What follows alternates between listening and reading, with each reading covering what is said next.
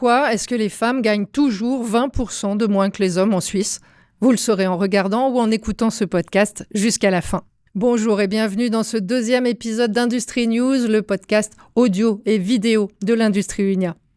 Qu'il vente ou qu'il pleuve, les femmes sont au taquet. La grève des femmes se prépare, ce sera le 14 juin. Nous suivrons tout à l'heure les préparatifs avec un groupe d'ouvrières horlogères de la Vallée de Joux, dans le canton de Vaud. L'inégalité salariale, qu'est-ce que c'est et pourquoi ça dure ? Marie Meuchler, vous êtes notre invitée. Bonjour. Bonjour. Vous êtes avocate indépendante, vous avez travaillé plusieurs années pour Unia. On va aborder ce thème avec vous dans quelques minutes.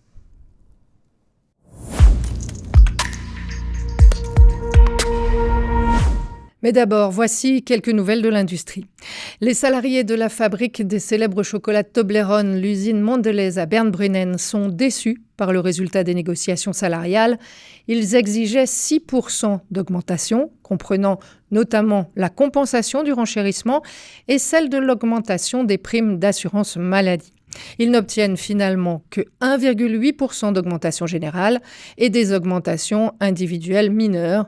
Ce résultat est loin d'être suffisant, mais il n'aurait pas été possible sans l'engagement du personnel soutenu par Unia. En Valais, Simo, Syngenta, Huntsman, BASF et Sun Chemical suppriment la caisse d'essai. Elle était pourtant alimentée uniquement par les salariés. Lorsque l'un d'eux décède, une somme est versée à sa famille en signe de solidarité. Cette suppression pure et simple, sans aucune compensation, crée un préjudice de près de 3 millions pour les ayants droit retraités. Près de 2000 personnes sont concernées. Unia Valais tente encore de trouver une solution à l'amiable avant de lancer une procédure. Il y a 10 ans, 1138 personnes mouraient dans l'effondrement de leur usine. Une délégation d'Unia a participé le 24 avril à Berne à l'hommage aux victimes de l'effondrement de l'usine textile Rana Plaza au Bangladesh. Unia s'associe à d'autres organisations pour réclamer plus de responsabilité et de transparence dans la filière du textile. Voici l'interview d'une militante syndicale du Bangladesh, Moryum Begum. Elle travaille à Dhaka et fait partie du syndicat NGVF. La situation dans les usines et pour les travailleuses est meilleure que par le passé. Tout le monde travaille encore à améliorer la situation. Les usines doivent inspecter l'état des bâtiments et réparer tout de suite les dommages.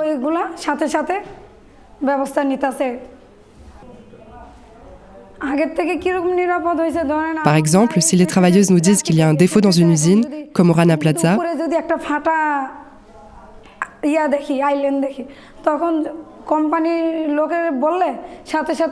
nous informons alors l'entreprise qu'elle doit le réparer. Les travailleuses sont payées un peu plus qu'avant. Mais même si elles sont mieux payées, la pression dans les usines est encore plus forte. Cette interview nous a été fournie par nos collègues de l'organisation Public Eye. Le 1er mai, jour de fête du travail, a été l'occasion de rassemblements dans toute la Suisse.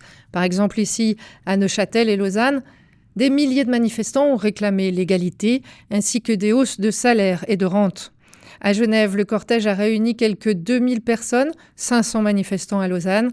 La discrimination salariale des femmes était au centre de la plupart des discours.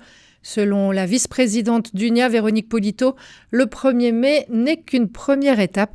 La prochaine sera celle du 14 juin, jour de la grève des femmes. À Genève, une travailleuse licenciée par Patek Philippe en 2020 a obtenu gain de cause au tribunal des prud'hommes. Ce jugement donne raison à Unia, qui dénonçait depuis longtemps des cas de harcèlement et de mobbing dans cette entreprise. Le tribunal a reconnu le caractère abusif du licenciement. Il a aussi admis qu'il s'agissait d'une mesure de représailles.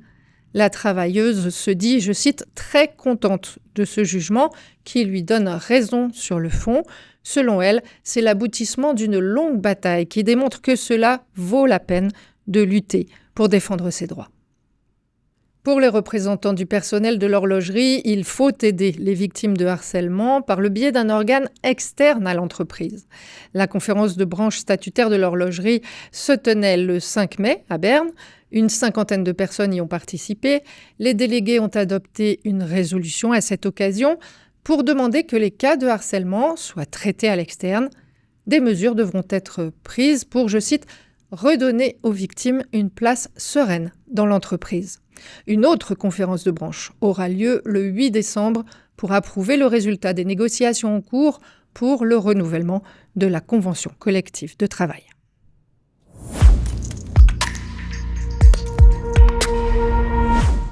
Avant d'aborder la grande question des inégalités salariales avec notre invité, on fait un détour par la vallée de Joux, dans le canton de Vaud.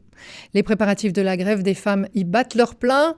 Et c'est dans ce berceau de l'horlogerie suisse que la toute première grève des femmes avait pris forme en 1991. Depuis, bien des choses ont changé, mais l'égalité n'est toujours pas là. Avec UNIA, les ouvrières se mobilisent donc à nouveau cette année pour réclamer l'égalité salariale et la fin du sexisme et des discriminations. Nous avons suivi Antonia Alemao, opératrice en horlogerie, dans ses préparatifs. Mon espoir, c'est qu'on soit beaucoup, qu'on soit nombreuses, femmes et hommes, et qu'on puisse montrer nos revendications, l'égalité. Je suis en train de préparer le matériel pour sensibiliser les gens pour participer à la grève féministe du 14 juin. On doit sensibiliser les gens à participer en masse à cette manifestation cette année. Je trouve qu'il y a beaucoup d'inégalités dans l'horlogerie. On a des différences très grandes entre les salaires des hommes et des femmes à poste égal. Sébastien, on est en route là pour aller faire la distribution des tracts. Oui, dans une usine de la vallée. C'est aussi une affaire d'hommes, la grève des femmes ? Ah oui, tout à fait, oui. La grève des femmes, on va aussi parler des discriminations salariales, des formations. C'est aussi tout ce qu'on va parler lors des négociations des prochaines conventions collectives horlogères. Fiona Donadello, on est ici à l'entreprise La Pierrette, presque dehors, mais pas tout à fait parce qu'il pleut des cordes. Le 14 juin, qu'est-ce qui va se passer ici à la Vallée de Joux ? Alors on organise, c'est assez historique à la Vallée de Joux, c'est ici qu'a commencé la grève féministe et chaque année, en tout cas ces dernières années, il y a un événement qui est organisé par le syndicat avec les travailleurs et les travailleuses le 14 juin au Sentier. Cette année, on a prévu une manifestation avec une mobilisation. On est en tout cas aujourd'hui en train d'inviter les travailleuses et les travailleuses au centre-ville du Sentier. Il y aura donc un repas un peu festif, de la musique avec des prises de parole et une action qui est en train d'être organisée par le GI Femmes de la Vallée de Joux.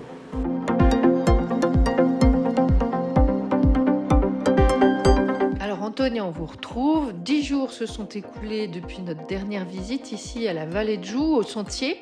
Vous êtes en train d'écrire sur un magnifique t-shirt rose. Qu'est-ce qui se passe ? Alors aujourd'hui, on prépare l'action pour montrer aux gens nos revendications, qu'on veut que les inégalités s'arrêtent et qu'on veut de l'argent, du respect, du temps, qu'on veut l'égalité.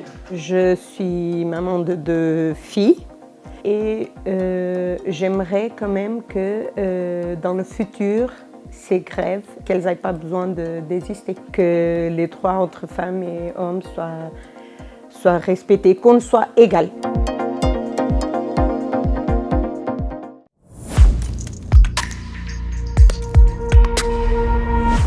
Bonjour Marie Meuchler. Vous êtes avocate indépendante, spécialiste du droit du travail et du droit du bail. Vous avez travaillé plusieurs années à UNIA.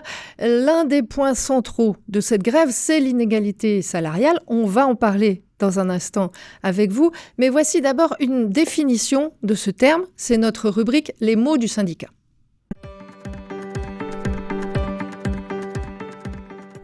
L'inégalité salariale. En Suisse, l'inégalité salariale entre femmes et hommes est de 19,5% dans le secteur privé. Chaque mois, cela représente en moyenne 1 600 francs en moins dans le porte-monnaie des femmes. Dans certaines branches, comme l'horlogerie, la différence frôle même les 25%. En prenant en compte le travail à temps partiel, l'écart global de revenus de travail est de 43,3%. La Suisse est tout en bas du classement des pays européens. La honte.